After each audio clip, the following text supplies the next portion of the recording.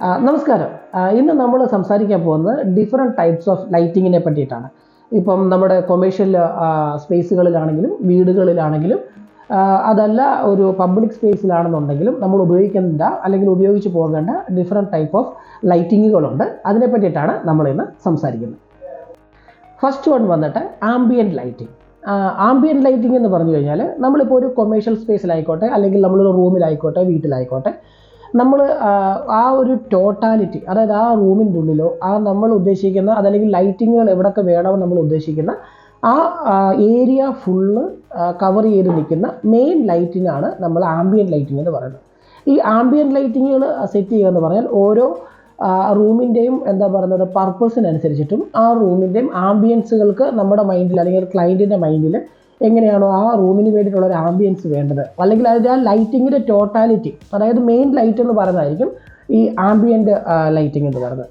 ഈ ആംബിയൻറ്റ് ലൈറ്റിങ്ങിൽ വരുന്ന വേരിയേഷൻസിനനുസരിച്ചിട്ട് അല്ലെങ്കിൽ അതിൻ്റെ ടോണിനനുസരിച്ചിട്ട് നമുക്ക് ഡിഫറൻ്റ് ആയിട്ടുള്ള മൂഡ് സെറ്റുകളൊക്കെ നമുക്കൊരു സ്പേസിൻ്റെ ഉള്ളിൽ കൊണ്ടുവരാനായിട്ട് പറ്റും. ഇപ്പോൾ ഒരു എക്സാമ്പിൾ പറയുകയാണെന്നുണ്ടെങ്കിൽ ചിലർക്ക് ഒരു പ്രിഫറൻസ് ഉണ്ടാവും, അതായത് അവിടെ മുഴുവൻ ഒരു വാം ടോൺ വേണം. അപ്പോൾ ഒരു വാം ടോണിലായിരിക്കണം അവരുടെ, അല്ലെങ്കിൽ ഒരു ബെഡ്റൂം ആണെങ്കിൽ ആ ബെഡ്റൂമിൽ ഫുള്ളൊരു വാം ടോൺ വേണമെങ്കിൽ നമ്മൾ ആംബിയൻറ്റ് ലൈറ്റിങ്ങിലാണ് ഈ വാം ടോണിന് മെയിനായിട്ട് ഇമ്പോർട്ടൻസ് കൊടുത്തുകൊണ്ട് നമ്മൾ അതിൻ്റെ ആംബിയൻസ് സെറ്റ് ചെയ്യേണ്ടത്. വേറെ അത് ആംബിയൻറ്റ് ലൈറ്റിംഗ് മെയിൻ ലൈറ്റ് ആയതുകൊണ്ട് തന്നെ മെയിനായിട്ട് ആംബിയൻറ്റ് ലൈറ്റിങ്ങിന് വേണ്ടിയിട്ട് നമ്മൾ യൂസ് ചെയ്യുന്നത് നോർമലി ഉള്ള ഡൗൺ ലൈറ്റുകൾ, അതായത് പാനൽ ലൈറ്റുകൾ, അതുപോലെ തന്നെ സ്ട്രിപ്പ് ലൈറ്റുകൾ, അതുകൂടാണ്ട് പിന്നെ വരുന്ന സ്പോട്ട് ലൈറ്റുകൾ, അതല്ലാന്നുണ്ടെങ്കിൽ കോബ് ലൈറ്റുകൾ, സിലിണ്ടർ ലൈറ്റുകൾ, ഇതുപോലുള്ള സാധനങ്ങളെല്ലാം നമുക്ക് മെയിൻ ലൈറ്റായിട്ട് ഉപയോഗിച്ചുകൊണ്ട് ആംബിയൻറ്റ് ലൈറ്റിങ്ങിൽ അത് ഏതാണോ വേണ്ടത് ആ ആംബിയൻസ് സെറ്റ് ചെയ്തുകൊണ്ട് നമുക്ക് ആ റൂം ഫുള്ളായിട്ട് കവർ ചെയ്ത് പോകുന്ന രീതിയിലുള്ള ഒരു മെയിൻ ലൈറ്റിംഗ് പാറ്റേൺ കൊണ്ടുവരാനായിട്ട് നമ്മളെ കൊണ്ട് പറ്റും. അതിനാണ് നമ്മൾ ആംബിയൻറ്റ് ലൈറ്റിംഗ് എന്ന് പറയുന്നത്. അടുത്തത് വന്നിട്ട് ആക്സെൻറ്റ് ലൈറ്റിംഗ്. ആക്സെൻറ്റ് ലൈറ്റിംഗ് എന്ന് നമ്മൾ എന്താണ് ഉദ്ദേശിക്കുന്നത് പറഞ്ഞാൽ, ആംബിയൻറ്റ് ലൈറ്റിംഗ് നമ്മളൊരു ലൈറ്റിംഗ് പാറ്റേൺ സെറ്റ് ചെയ്തെന്ന് പറഞ്ഞല്ലോ. ഈ ലൈറ്റിംഗ് പാറ്റേൺ ആംബിയൻറ്റ് ലൈറ്റിങ്ങിൻ്റെ ഉള്ളിൽ ഏതൊക്കെ പോർഷൻസ് നമുക്കൊന്ന് ഹൈലൈറ്റ് ചെയ്യപ്പെടണം, അവിടെയൊക്കെ നമ്മൾ ഉപയോഗിക്കുന്ന രീതിയിലുള്ള ലൈറ്റിങ്ങുകളാണ് ആക്സെൻറ്റ് ലൈറ്റിങ്ങുകൾ എന്ന് പറയുന്നത്. അതായത് ഇപ്പോൾ ഒരു ഉദാഹരണം പറയുകയാണെന്നുണ്ടെങ്കിൽ ഒരു പർട്ടിക്കുലർ ഏരിയയിൽ ഒരു റൂം സൈസിൽ നമ്മളൊരു വാം ടോൺ അല്ലെങ്കിൽ ഒരു white tone, cool white tone ambient ലൈറ്റിങ്ങുകൾ സെറ്റ് ചെയ്തതിന് ശേഷം നമുക്ക് ആ പോർഷനിൽ, അതായത് ഒരു പർട്ടിക്കുലർ ഏരിയ ആ റൂമിൻ്റെ ഉള്ളിൽ തന്നെ ഒരു പർട്ടിക്കുലർ കബോർഡിൻ്റെ ഒരു ചെറിയ ഏരിയ അല്ലെങ്കിൽ ഒരു ഫോട്ടോ, അതല്ലാന്നുണ്ടെങ്കിൽ ചെറിയൊരു ഡെക്കോർ ഐറ്റം, അതല്ലെങ്കിൽ ഏതെങ്കിലും ഒരു പോർഷൻ നമുക്ക് ഇച്ചിരി ഹൈലൈറ്റ് ചെയ്ത് കാണണം. അങ്ങനെ ഒന്ന് ഹൈലൈറ്റ് ചെയ്ത് കാണണമെന്നുണ്ടെങ്കിൽ നമുക്ക് അതിന് വേണ്ടിയിട്ടൊരു അത്രയും പോർഷനിൽ മാത്രമായിട്ട് ലൈറ്റുകൾ അതേ ആംഗിളിലോട്ട് മാത്രം ലൈറ്റ് പോകുന്ന രീതിയിൽ നമുക്കൊന്ന് സെറ്റ് ചെയ്യണം. അങ്ങനെ വരുന്ന ലൈറ്റിംഗ് പാറ്റേൺ അല്ലെങ്കിൽ അതിന് പറയുന്ന പേരാണ് ആക്സെൻറ്റ് ലൈറ്റിംഗ് എന്ന് പറയുന്നത്. ആക്സെൻറ്റ് ലൈറ്റിംഗ് എന്ന് പറഞ്ഞു കഴിഞ്ഞാൽ അത് നമുക്ക് എവിടെയാണോ നമുക്കൊന്ന് ഹൈലൈറ്റ് ചെയ്യപ്പെടേണ്ടത് ആ ഹൈലൈറ്റ് ചെയ്യേണ്ട ഏരിയയിലോട്ട് മാത്രം കോൺസെൻട്രേറ്റ് ചെയ്തുകൊണ്ട് നമുക്ക് ലൈറ്റിങ്ങുകൾ കൊടുക്കാനായിട്ട് പറ്റും. അതിനാണ് നമ്മൾ ആക്സെൻറ്റ് ലൈറ്റിംഗ് എന്ന് പറയുന്നത്. മൂന്നാമതായിട്ട് വരുന്നതാണ് ടാസ്ക് ലൈറ്റിംഗ്. ടാസ്ക് ലൈറ്റിംഗ് എന്ന് പറഞ്ഞാൽ പേര് സൂചിപ്പിക്കുന്ന പോലെ തന്നെ ഒരു പർട്ടിക്കുലർ ടാസ്കിന് വേണ്ടിയിട്ടുള്ള ലൈറ്റിങ്ങുകളാണ്. അതായത് എക്സാമ്പിൾ പറയുവാണെങ്കിൽ നമ്മുടെ ബെഡ് സൈഡ് ലാമ്പുകൾ, റീഡിംഗ് ലാമ്പുകൾ, സ്റ്റഡി ലാമ്പുകൾ, ഇതൊക്കെ ടാസ്ക് ലൈറ്റിങ്ങിൻ്റെ ഉള്ളിൽ വരുന്നതാണ്. നമ്മൾ ആംബിയൻറ്റ് ലൈറ്റ് സെറ്റ് ചെയ്തു, അതുപോലെ തന്നെ ആക്സെൻറ്റ് ലൈറ്റിംഗ് സെറ്റ് ചെയ്തു. അതിനുശേഷം നമ്മൾ ടാസ്ക് ലൈറ്റിങ്ങിൽ വരിക എന്ന് പറഞ്ഞാൽ പർട്ടിക്കുലർ ടാസ്ക്, ഇപ്പോൾ ഒരു ബെഡ് സൈഡ് ലാമ്പ് ഉപയോഗിക്കുന്നത് റൂം ഫുൾ ഇരുട്ടായിരിക്കുന്ന സമയത്ത് നൈറ്റ് ടൈമിൽ നമുക്ക് ബെഡ് സൈഡിൽ വരേണ്ട ഒരു ലാമ്പിന് വേണ്ടിയിട്ട് മാത്രം, അതൊരു പർട്ടിക്കുലർ ടാസ്കിന് വേണ്ടിയിട്ട് മാത്രമാണ് നമ്മൾ ആ ലൈറ്റ് യൂസ് ചെയ്യുന്നത്. പകലത്തെ ആവശ്യത്തിനൊന്നും നമ്മളത് അല്ലെങ്കിൽ ഒരു മെയിൻ ലൈറ്റായിട്ടൊന്നും നമ്മളത് യൂസ് ചെയ്യുന്നില്ല. ഒരു പ്രത്യേക ഏരിയ ഹൈലൈറ്റ് ചെയ്യാൻ നമ്മളത് യൂസ് ചെയ്യുന്നില്ല. ബെഡ് സൈഡിൽ നമുക്കൊരു ചെറിയ വെട്ടം കിട്ടാനായിട്ട്, നൈറ്റിൽ വെട്ടം കിട്ടാൻ വേണ്ടി മാത്രമാണ് നമ്മളത് യൂസ് ചെയ്യുന്നത്. അതുകൊണ്ടാണ് ആ ഒരു ടാസ്കിന് വേണ്ടിയിട്ടാണ് നമ്മളത് യൂസ് ചെയ്യുന്നത്. അതുകൂടാതെ ഇപ്പോൾ ഒരു റീഡിംഗ് ലാമ്പ് എന്ന് പറയുന്നത് നമ്മൾ ആ റീഡിങ്ങിൻ്റെ ടൈമിൽ മാത്രം, റീഡിംഗ് എന്ന് പറയുന്ന ടാസ്കിന് വേണ്ടിയിട്ട് മാത്രം നമ്മൾ യൂസ് ചെയ്യുന്ന ലൈറ്റിംഗ് ആണ് ടാസ്ക്. അതാണ് ഈ റീഡിംഗ് ലാമ്പ് എന്ന് പറയുന്നത്. അപ്പോൾ അങ്ങനെ പർട്ടിക്കുലർ ടാസ്കിന് വേണ്ടിയിട്ട് മാത്രം നമ്മൾ യൂസ് ചെയ്യുന്ന ലൈറ്റിങ്ങിനാണ് ടാസ്ക് ലൈറ്റിംഗ് എന്ന് പറയുന്നത്. നാലാമത് വരുന്നതാണ് ഡെക്കറേറ്റീവ് ലൈറ്റിംഗ്.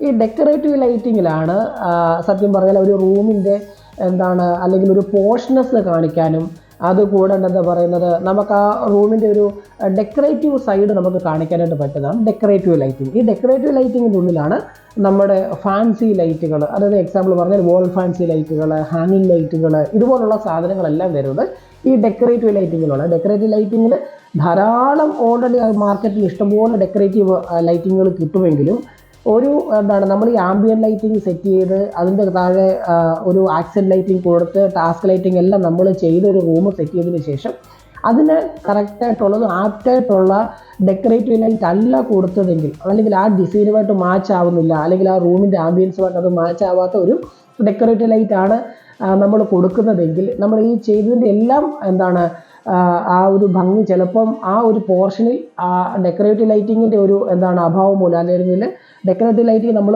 കൊടുത്തതിൻ്റെ ശരിയില്ലായ്മ കാരണം ചിലപ്പോൾ പോകാനായിട്ട് ചാൻസ് ഉണ്ട്. അപ്പോൾ അതുകൊണ്ട് അതിന് നല്ലൊരു ഇമ്പോർട്ടൻസും ഉണ്ട്.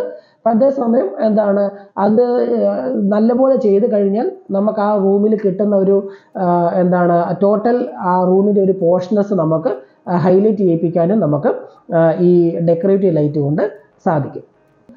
നമുക്കിതുപോലെ ലൈറ്റിങ്ങുകൾ സെറ്റ് ചെയ്തുകൊണ്ട്, അതായത് ഇപ്പം ഈ ഒരു ടൈമിൽ, അതായത് നമ്മളിപ്പം നിൽക്കുന്ന ഒരു ടെക്നോളജി അത്രയും അഡ്വാൻസ് ആയിട്ടുള്ളൊരു ഒരു കാലഘട്ടത്തിൽ കൂടെയാണ് നമ്മൾ കടന്നു പോകുന്നത്. അപ്പോൾ ഈ സമയത്ത് നമുക്ക് വളരെ കുറഞ്ഞ ചിലവിൽ, അതായത് എന്താണ് പറയുക, വളരെ മിനിമലായിട്ടുള്ള രീതിയിലാണെങ്കിൽ പോലും, അല്ലെങ്കിൽ വളരെ ബഡ്ജറ്റ് ഫ്രണ്ട്ലി ആയിട്ട് നമുക്ക് ധാരാളം ലൈറ്റിംഗ് പ്രൊഡക്റ്റുകൾ നമുക്ക് ഓൾറെഡി മാർക്കറ്റിങ്ങിൽ അവൈലബിൾ ആണ്.